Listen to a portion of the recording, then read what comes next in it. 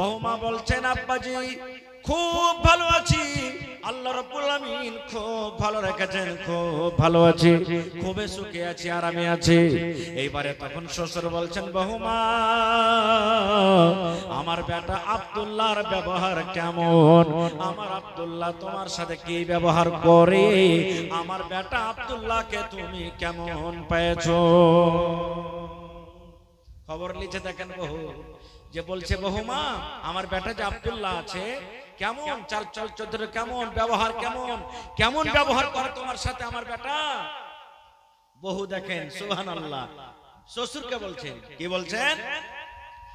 আব্বা গো আপনার বেটা খুবই ঈমানদার, আপনার বেটা খুবই নেককার, আপনার বেটা খুবই ভালো।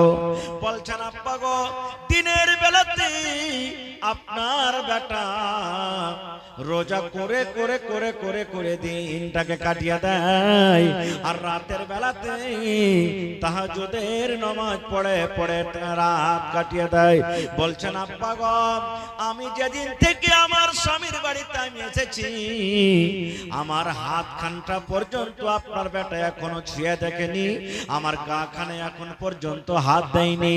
আমি একটা কেমন নারী, আল্লাহ আমাকে কি রূপ কি সুন্দর দিয়েছেন, এখন আপনার বেটা আমার দিকে দেখেনি, আমার বিছানায় এখন পর্যন্ত একদিনও পা দেয়নি। বহুতে বলছেন আপনার বেটা খুব ভালো, কিন্তু আব্বা জানেন যেদিন থেকে আমি আপনার বেটার বাড়িতে এসেছি, অর্থাৎ আপনার বেটা যেদিন থেকে আমাকে বউ করে এনেছে, আপনার বেটা আমার গা খানটাকে ছয়নি, কাপড় খানটাকে ছয়নি, আমার বিছানায় পা খানটা পর্যন্ত ঠেকাইনি যে আমার বহুটা কেমন। যেমন কথাটা বলা আমরা রাদিয়াল্লাহু তাআলা আনহু মাথাতে হাত দিয়ে বলছেন হ্যাঁ আল্লাহ কি হলো, আমি তো যেই উদ্দেশ্যে বেটার বিয়ে দিলাম সেটা তো ফেল হয়ে গেল। আমি ভাবলাম যে বিয়ে দিয়ে দিলে মনে হয় আল্লাহর ইবাদত বান্দেকে কিছু কম করে বহুত দিকে সময় দিবে, কিন্তু এখন তো উল্টো হয়ে গেল। বলছেন না আর এরকম করে থাকা হবে না। এবার আমরা রাদিয়াল্লাহু তাআলা আনহু হাঁটতে হাঁটতে হাঁটতে হাঁটতে হাঁটতে আল্লাহর নবীর দরবারে চলে গেলেন। নবীর দরবারে চলে গেলেন, যাওয়ার পর বলছেন ইয়া রাসূলুল্লাহ একটা কথা আপনার কাছে নিয়ে এসেছি। আব্বা বলছেন কি কথা? বলছেন নবী গো আমার বেটা আব্দুল্লাহ আল্লাহর ইবাদত বান্দেগি করে করে করে রাত কাটিয়ে দেয়, আরাম করে না। আমি ভাবলাম বেটাটার বিয়ে দিয়ে দিলে হয়তো একটু ইবাদত বান্দেগি কম হবে, কিন্তু বহুর দিকে একবারও নজর করে তাকাই না, ওর বিছান খানটা পর্যন্ত যাই না, গোটা গোটা রাত এখন ইবাদত বান্দেগি করে কাটিয়ে দিচ্ছে। আপনি পারলে তাকে একটু বুঝিয়ে দেন। বলছে এটা কথা না তো? হ্যাঁ ঠিক আছে তোমার বেটাকে পাঠিয়ে দাও। পরের দিন চলে গেলেন। এবার নবীজি কত জ্ঞানী মানুষ, নবীজি আমার কত হুঁশিয়ার মানুষ, নবীজি আমার কত বুদ্ধিজীবী মানুষ দেখেন। এবারে কিভাবে তাকে জিজ্ঞাসা করছেন, নবী আমার আব্দুল্লাহকে বলছেন আয় আব্দুল্লাহ তুমি রোজা কিভাবে রাখো বাবারে, তুমি রোজা কিভাবে রাখো? বলছেন নবী গো আমি প্রত্যেক দিন রোজা রাখি, নফল রোজা রাখি। এইবারে নবী যে বলছেন তুমি 5 ওয়াক্ত নামাজ পড়ো? জি আমি পড়ি। নবী বললেন কোরআন কিভাবে পড়ো? বলছেন নবী গো প্রত্যেক রাতে আমি তাহাজ্জুদের নামাজ পড়ে পড়ে গোটা কোরআনকে আমি শেষ করে দিই। আমি আলহামদুলিল্লাহ থেকে শুরু করি আর সূরা নাস পর্যন্ত এই 30 পারা কোরআন আমি এক রাতে আমি নামাজে তেলাওয়াত করে করে করে আমি শেষ করে দিই। একটা রাতে গোটা কোরআন শেষ। বুঝে দেখেন তো কেমন ইবাদত বান্দেগী ছিল তাদের। কথাটা যখন শোনা পর এবার নবীজি তখন বলছেন যে তুমি বিয়ে শাদী করেছো? বলছে জি হুজুর আমার তো বহু বাড়িতে আছে। এবার নবী বললেন বিয়ে যখন তুমি করেছো রে বান্দা, তোমার স্ত্রী যখন বাড়িতে আছে তুমি দিনের বেলাতে রোজা রাখো আর রাতের বেলাতে তাহাজ্জুদ পড়ে পড়ে রাতটাকে কাটিয়ে দাও, তাহলে তুমি তোমার বিবির কাছে তুমি কখন যাও? আয় আমার সাহাবী শুনো, আল্লাহ রাব্বুল আমিন তোমাকে চোখ দিয়েছে বান্দারে, এই চোখের তোমাকে হক আদায় করতে হবে। আল্লাহ তোমাকে যে একটা বাড়ি দিয়েছে, এই বাড়ির তোমার হক আদায় করতে হবে। আল্লাহ তোমাকে বিবি দিয়েছেন, বিবির তোমার হক আদায় করতে হবে। তোমার বাড়িতে মেহমান আসতে গেলে মেহমানের হক আদায় করতে হবে। আর সমস্ত হক ওয়ালার হককে মেরে যদি তুমি এক আল্লাহর ইবাদত বান্দেগি করো, এরকম ইবাদতে আল্লাহ রাব্বুল আলামিন খুশি হবেন না। তুমি সবারই হক মেরে খালি আল্লাহর ইবাদত বান্দেগি করবে, এরকম ইবাদতে আল্লাহ খুশি হবে না। তখন সেই সাহাবী আব্দুল্লাহ বলছেন, হুজুর তাহলে কি করব আমি? বলছি এক কাম করো, এক মাসে তুমি এক ফিরা কোরআন মাজিদ শেষ করো, মানে এক পারা করে প্রত্যেক রাতে তুমি তাহাজ্জুদের নামাজ তেলাওয়াত করো। বলছেন হুজুর প্রত্যেক রাতে রাতে এক ফিরা করে কোরআন শেষ করছে, আর এক মাসে মাত্র এক ফিরা কোরআন শেষ করব, এর থেকে আমি আরো বেশি পারবো। নবীজি বললেন তাহলে 15 দিনে তুমি এক ফিরা শেষ করে দাও। বলছে নবী গো আর আমি বেশি বেশি করে পারবো নবী গো। এবার নবীজি বললেন সাহাবী রে 7 দিন থেকে বেশি তোমাকে পারমিশন দেওয়া যাবে না, 7 রাতের মধ্যে তুমি কোরআন শেষ করবে, ইয়ার থেকে তোমাকে বেশি পারমিশন দেওয়া যাবে না। এবার রোজা, নবীজি বললেন তুমি মাসে 3টা করে রোজা রাখো, প্রত্যেক দিন তোমাকে রোজা রাখতে হবে না, মাসে 3টা করে তুমি রোজা রাখো। এবার সে সাহাবী বলছেন নবীজি আর আমি বেশি বেশি করে রোজা রাখতে পারবো। এবার নবীজি আমার বললেন সাহাবীরা তাহলে তুমি মাসে 15 দিন রোজা করো, আর 15 দিন তুমি রোজা রাখিও না। মানে দাউদ নবীর জামানাতে যেমন রোজা ছিল, দাউদ নবী একদিন রোজা রাখতেন একদিন ছেড়ে দিতেন, একদিন রোজা রাখতেন একদিন ছেড়ে দিতেন। এরকম ভাবে তুমি রোজা রাখো, একদিন তুমি রোজা রাখো একদিন রোজা ছেড়ে দাও। আজকে শুক্রবার তুমি রোজা রাখো, শনিবার ছেড়ে দাও। এবার রবিবার রোজা রাখো, সোমবার ছেড়ে দাও। মঙ্গলবার রোজা রাখো, বুধবার ছেড়ে দাও। এরকম ভাবে একদিন রোজা রাখো একদিন তুমি ছেড়ে দাও। এরকম করতে গেলে আল্লাহ রাব্বুল আমিন তোমার ইবাদতকে আল্লাহ কবুল করবে। তাহলে সাহাবায়ে কেরামের আমল কি ছিলেন ভাই? সাহাবায়ে কেরামের ইবাদত কি ছিলেন? এত বেশি বেশি তারা ইবাদত বান্দেগি করতেন সুবহানাল্লাহ, যে তারাকে কম করতে বলা হতো আর আমরা কিন্তু করতে পারি না। সুবহানাল্লাহ।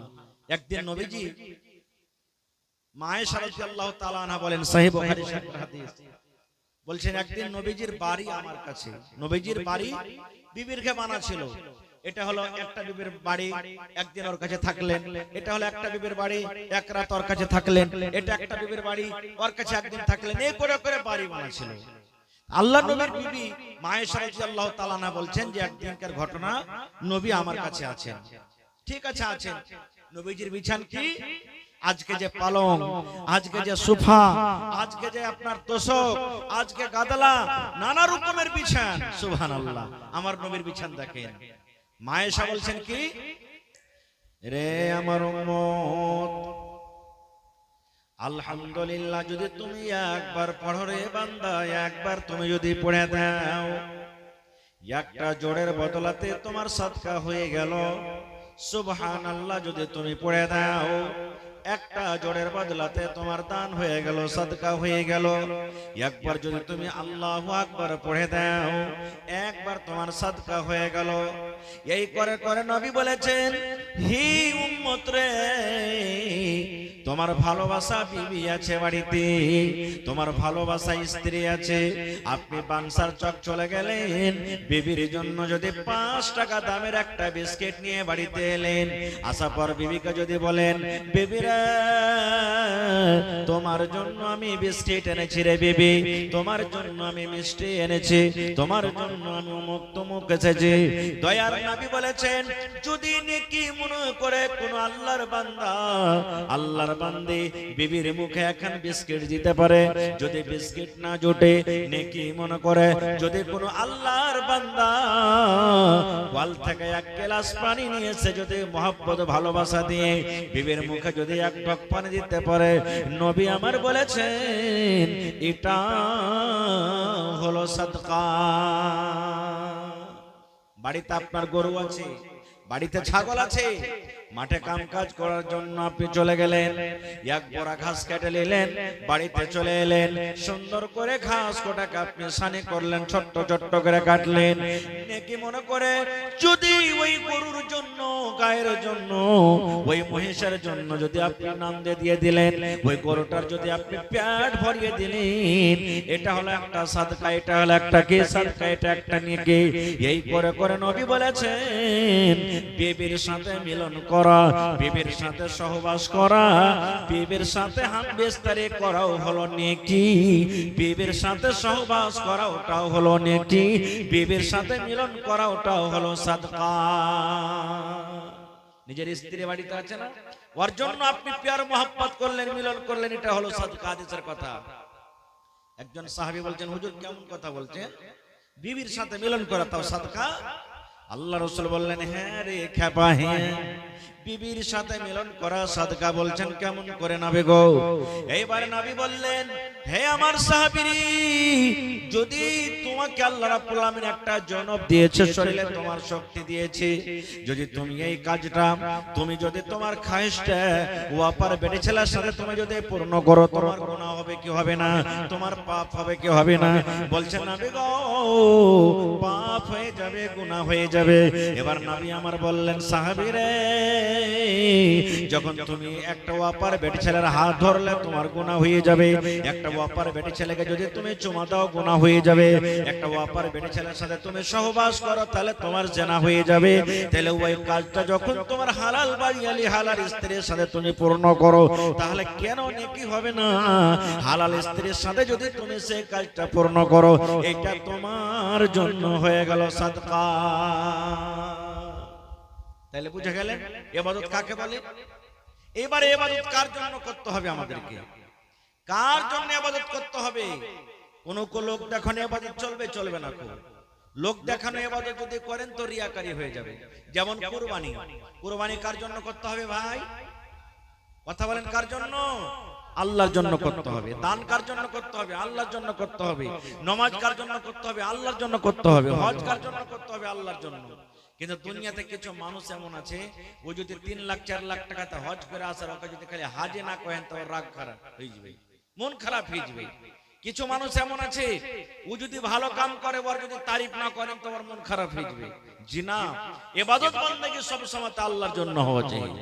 এর প্রমাণ আল্লাহ রাব্বুল আলামিন কোরআন মাজিদে বলেন, সূরাতুল ফাতিহা, আলহামদুলিল্লাহি রাব্বিল আলামিন আর রহমানির রহিম মালিকি ইয়াউমিদ্দিন। তারপরে কি আয়াত আছে বলেন, কি আয়াত আছে?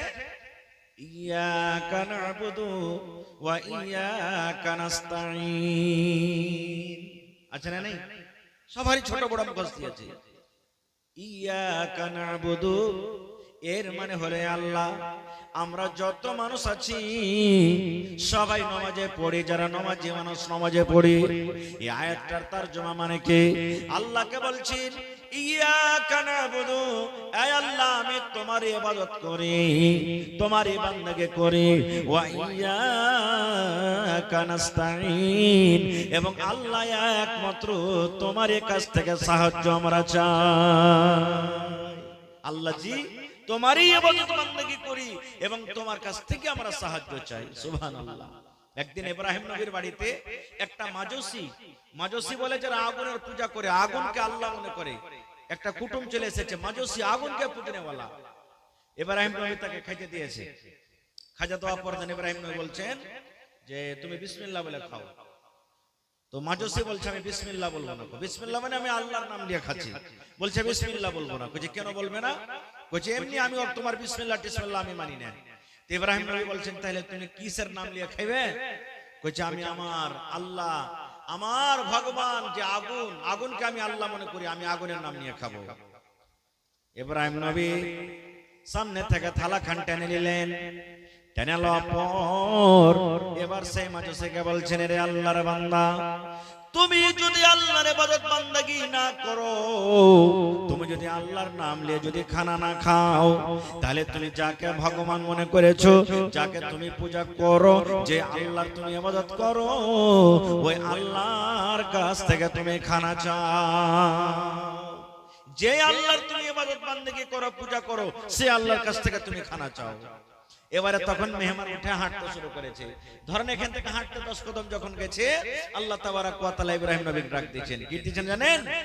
রে আমার নবী ইব্রাহিম, হে আমার নবী ইব্রাহিম, তুমি শুনে নাও, আজ তোমার বাড়িতে একজন মেহমান, সেই মেহমান তোমার বাড়িতে এসেছে, তুমি তাকে খানা দিয়েছো, কিন্তু বিসমিল্লাহ না পড়ে খাওয়ার কারণে তার সামনে থেকে তুমি থালা টেনে নিয়েছো, তার সামনে থেকে তুমি খাবার টেনে নিয়েছো।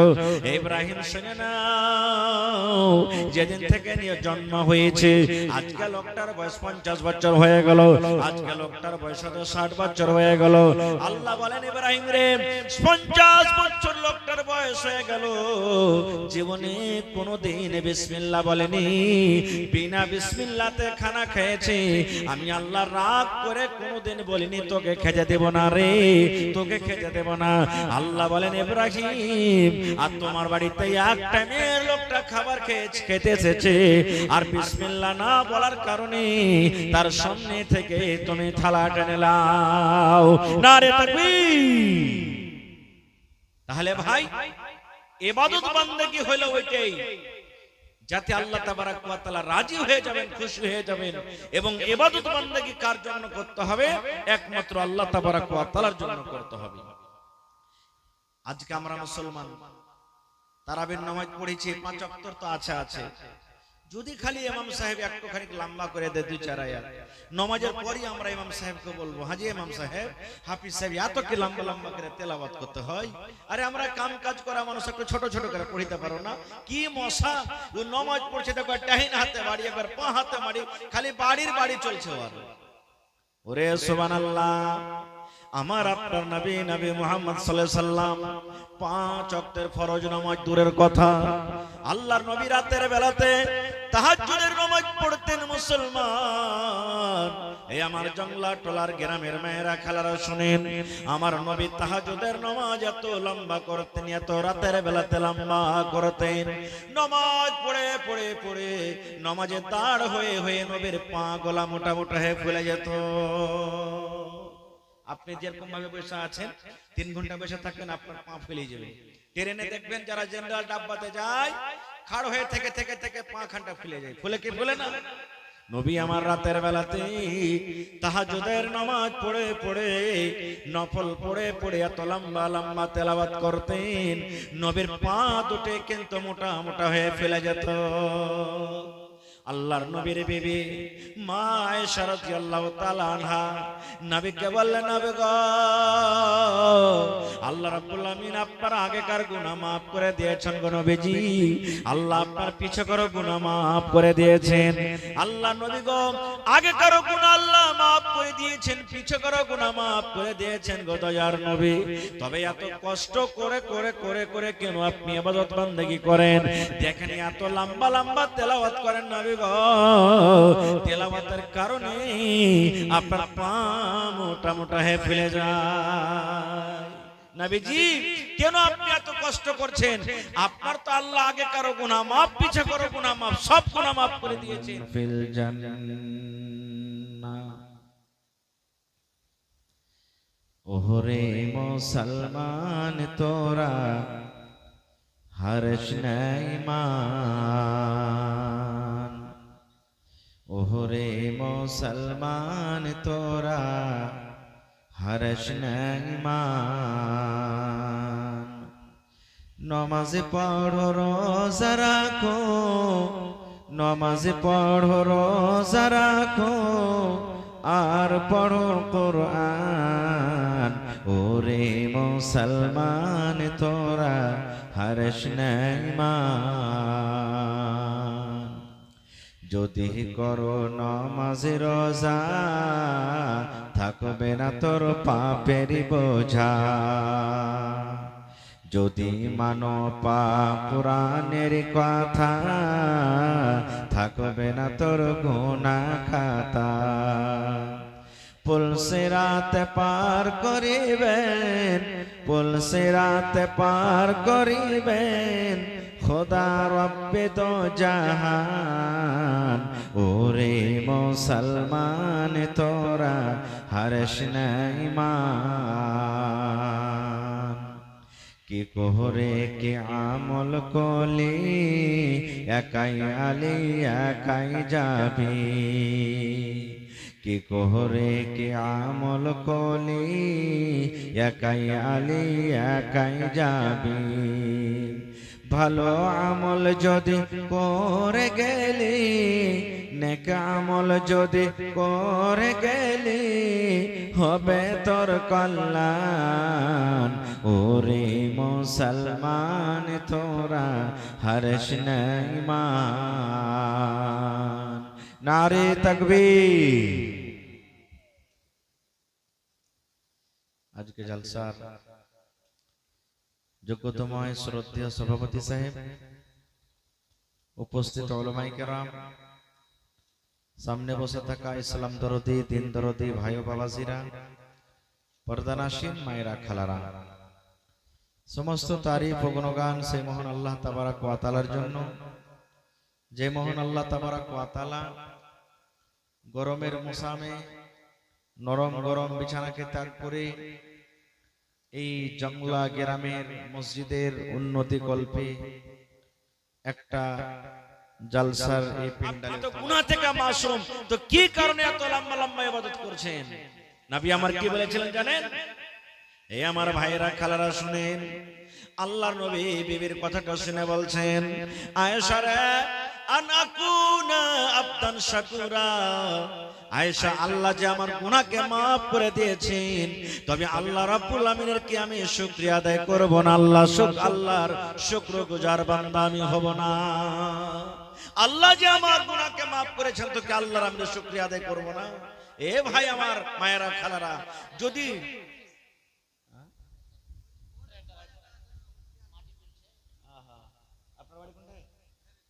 ভাইরালে কি নাম আপনার? ইসরাফিল ভাই আমার, দেখেন ভাইরালে বাড়ি, আমার ভাই মাটি টুহিছে, 2000 টাকা দিলেন, ইনশাআল্লাহ সকালে দিয়ে দিবেন, আমি দোয়া করে দিয়েছি, লেখা রাখেন একটু। এবার আপনাকে বলি ভাইরে, আল্লাহর নবীর গুনাহ আগে কারো মা পিছে কারো গুনাহ মা, সেই নবী যদি তাহাজ্জুদ নফল নামাজ পড়াতে ইবাদত করতে গিয়ে যদি পাকে ফুলিয়ে দেয়, তা আমি আপনি কি করতে পারি বা কি করা দরকার? একজন সাহাবীর ঘটনা শুনেন আপনি। আহা, একজন সাহাবীর ঘটনা শুনেন, সহিহ বুখারী শরীফের হাদিস, আব্দুল্লাহ ইবনে আমর রাদিয়াল্লাহু তাআলা আনহু। আব্দুল্লাহ একজন সাহাবীর নাম। বিবাহ করার আগে ভালো করে শুনবেন, গোটা গোটা রাত ইবাদত বندگی করে করে কাটিয়ে দেয়, দিনের বেলাতে রোজা, দিনের বেলাতে রোজা আর রাতের বেলাতে শুতে না, গোটা গোটা রাত তাহাজ্জুদ পড়ে পড়ে কাটিয়ে দেয়। একদিন গেল, দুদিন গেল, 5 দিন গেল, 10 দিন গেল, ওর বাপ আব্দুল্লাহর বাপ আমর রাদিয়াল্লাহু তাআলা আনহু তখন কি করলেন? বেটার বিয়ে দিয়ে দিলেন। আমরা কি করছি, যখন বেটা খাটতে শিখে তখন বেটার বিয়ে দিই। বেটা ইবাদত করতে পারছে কি পারে না, এদিকে আমরা দিনে আমাদের আর সাহাবায়ে কেরামের আমল দেখেন। আব্দুল্লাহ বলছেন আমার বাপ বিয়ে দিয়ে দিলেন আমার, আমরা বলছেন আমি বেটার বিয়ে দিয়ে দিই। বেটার বিয়ে হয়ে গেল। কেন বিয়ে দিলেন? এই জন্য বিয়ে দিলেন যে আমার বেটা দিনের বেলাতে রোজা করছে আর রাতের বেলাতে তাহাজ্জুদের নামাজ পড়ছে, বহুটা যদি বাড়িতে আসে তো বহুটার কাছে একটু সময় দিবে, কবে হয়তো রোজা করবে, কবে করবে না, কবে রাতের বেলাতে বহুর কাছে আরাম করবে, কবে হয়তো তাহাজ্জুদ পড়বে, এই জন্য বেটার বিয়ে দিয়ে দিলেন। একদিনকার ঘটনা। এবার আমরা রাদিয়াল্লাহু তাআলা আনহু আব্দুল্লাহর বাপ বহুকে যায় বলছেন, বহুকে খবর লিখেন, মারে কেমন আছো রে মা, তুমি কেমন আছো মা, তুমি কেমন আছো? এই জন্য আপনারা বলি বহুর খবর নেবেন, যদি কোনো শ্বশুর বহুর খবর নেয় তো আর কোনো হবে না। আব্দুল্লাহ রাদিয়াল্লাহু তাআলা আনহুর আব্বা যারা আমরা চলে গেলেন বহুর কাছে, বহুকে বলছেন মা রে তুমি কেমন আছো রে মা, তুমি কেমন আছো? ওয়াসাল্লাম মাম বানা লিল্লাহি মসজিদান বানাল্লাহু লাহু। ভাই বসে কিছু বলার ও শোনার তৌফিক দিয়েছেন, তাই আমরা আল্লাহ তাবারাক ওয়া তাআলার প্রশংসা করি, অন্তর থেকে মহব্বতের সাথে সকলেই পড়েন আলহামদুলিল্লাহ। তারপর আমাদের শেষ নবী হযরত মুহাম্মদ রাসূলুল্লাহ পড়েন সাল্লাল্লাহু আলাইহি ওয়াসাল্লামের পর ওয়াগণন দারুদ শরীফ শান্তির ধারা বর্ষিত হোক, আমিন। আল্লাহুম্মা সাল্লি আলাইহি আল্লাহুম্মা বারিক আলাইহি। মাশাআল্লাহ খুব সুন্দরভাবে আপনারা বসে আছেন, আপনাদেরকে ধন্যবাদ জানাই। আমি মোটামুটি 1 ঘন্টা সময় চাচ্ছি আপনাদের। রাত 11টা বেজে গেছে। ভাই মুসলমান, আমি আপনাদের সামনে আল্লাহ তাবারাক ওয়া তাআলার পাক পবিত্র কিতাব কোরআন মাজিদ থেকে একটি আয়াত তেলাওয়াত করেছি, সাথে আল্লাহর নবী মুহাম্মদ সাল্লাল্লাহু আলাইহি সাল্লামের একটা হাদিস পড়েছি। সে আয়াত এবং হাদিসকে সামনে রেখে আমি আমার বক্তব্য ইতি করব। আমা তাওফীকি ইল্লা বিল্লাহ। আল্লাহর কাছে দোয়া করি রব্বুল আলামিন আমি যা কিছু বলবো যেন সেই হাদিস এবং কোরআন থেকে বলতে পারি এবং আমরা সাথে সাথে শোনার পর আমল করতে পারি, তার জন্য আল্লাহ আমাদেরকে তৌফিক দেন। পড়ুন আল্লাহুম্মা আমিন। ভাই মুসলমান, আল্লাহ তাবারাক ওয়া তাআলা কোরআনে বলছেন, ওয়ামা খালাকতুল জিন্না ওয়াল ইনসা ইল্লা লিয়াবুদুন। আমি জিন এবং ইনসানকে সৃষ্টি করেছি যেন তারা আমার ইবাদত বান্দেগি করে। সোজা তরজমা, মানুষকে আমরা দেখতে পাচ্ছি সামনে, আপনি আমাকে দেখতে পাচ্ছেন, আমি আপনাকে দেখতে পাচ্ছি, কিন্তু জিনকে কি সবাই দেখতে পায় ভাই? জিনেরাকে সবাই দেখতে পায় কি? জিনেরাকে সবাই দেখতে পায় না। কিন্তু যারা কবিরাজ, যাদের কাছে হয়তো জিন আছে, ওরা হয়তো দেখতে পাইছে জিনকে।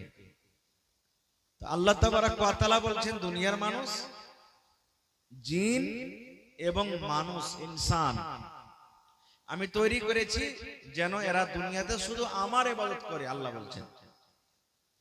তাহলে বোঝা গেল যে গরু, ছাগল, সাপ, বিচ্ছু, বান্দর, এন্দুর, ঝুঙ্গুর, কুকুর, বিড়াল, যত দুনিয়াতে আল্লাহর মাখলুক আছে, এদের কিয়ামতের দিন হিসাব হবে না।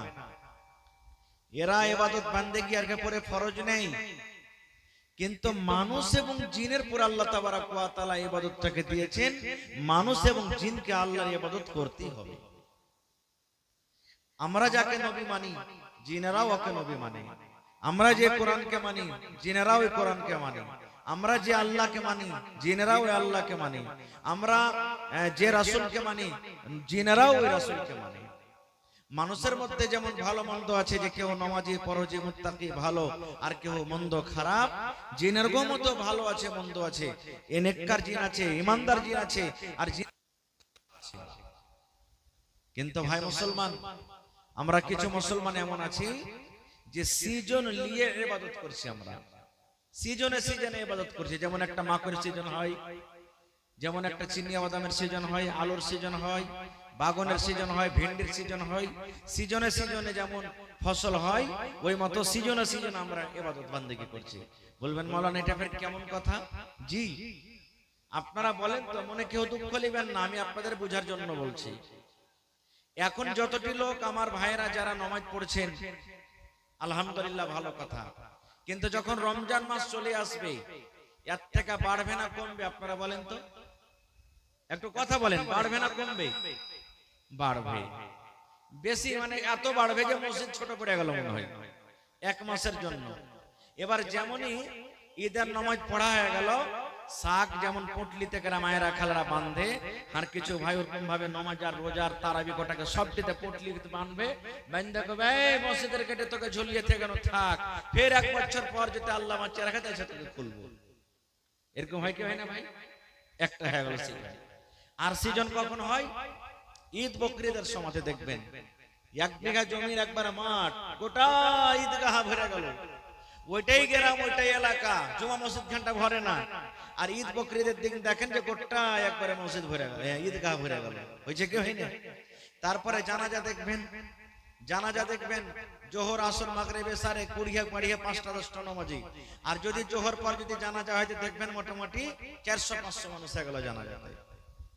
আল্লাহ তাবারাক ওয়া তাআলা কি খালি খাস খাস করে এই সমস্ত ইবাদতগুলো করার জন্য আমাদেরকে দিয়েছেন? না, আল্লাহ তাবারাক ওয়া তাআলা ইবাদতের জন্য আমাদেরকে তৈরি করেছেন। ইবাদত বলতে কি? ওই নেক কাজ, যে কাজে আল্লাহ তাবারাক ওয়া তাআলা খুশি হয়ে যাবেন। যেমন আপনাকে 2-4টা উদাহরণ দিচ্ছি। আল্লাহ রাসূল সাল্লাল্লাহু আলাইহি ওয়াসাল্লাম বলেছেন, আপনি রাস্তা দিয়ে হাঁটছেন, হাঁটতে হাঁটতে দেখছেন একটা খোঁজ পড়ে আছে, কাঁটা পড়ে আছে। আপনি চোখে দেখলেন যেটা হলো কাঁচ, এটা হলো খোঁচ, আপনি চোখে চোখে দেখলেন। এবার আপনি যদি নেকি মনে করে কাঁচ খানটাকে রাস্তা থেকে উঠিয়ে ফেলে দেন, ওই পাটখড়ি খানটাকে, ওই কাঁটিটাকে রাস্তা থেকে উঠিয়ে ফেলে দেন, এই নিয়তে ফেললেন যে আমি চোখে দেখলাম তো বেঁচে গেলাম, আমার কোনো ভাই কিংবা বোন যদি চোখে দেখতে না পায় তো ওর পায়ে গাড়বে, কষ্ট পাবে, নেকি মনে করে যদি রাস্তা থেকে উঠিয়ে কাঁচ খানটাকে ফেলে দেন, রাসূল বলছেন এটা হলো ইবাদত, এটা হলো সাদকা, এটা সাদকা। একটা হাদিস আছে, নবী বলেছেন প্রত্যেক মানুষ, আপনি আমি নর নারী সবারই মাথার চাঁদি থেকে নিয়ে পার তলা পর্যন্ত 360টা জোড় আছে। সেখানে ভালো করে, কত জোড় আছে? 360টা জোড় আছে। আর আল্লাহ রাসূল বলেছেন প্রত্যেক জোড়ে জোড়ে আপনাকে সাদকা করতে হবে, আমাকে সাদকা করতে হবে, আর প্রত্যেক দিন সাদকা করতে হবে। এবার আপনাকে একটা উদাহরণ দিচ্ছি। আপনি মাঠে কাম কাজ করতে চলে গেলেন, সারা দিন কাম কাজ করে ধরেন 500 টাকা পেলেন। এবার শরীরে কতটি আপনার জোড় আছে? 360টা। 1 টাকা করে যদি একটা জোড়ের বদলাতে দান করেন, সাদকা করেন, তো 360 টাকা লাগলো। সারা দিন কাম করে কতটি টাকা ইনকাম করলেন? 500 টাকা। 500 টাকাতে 360 টাকা আপনি দিয়ে দিলেন, সাদকা করলেন, দান করলেন, বাঁচলো কতটি ভাই? 140 টাকা বাঁচলো।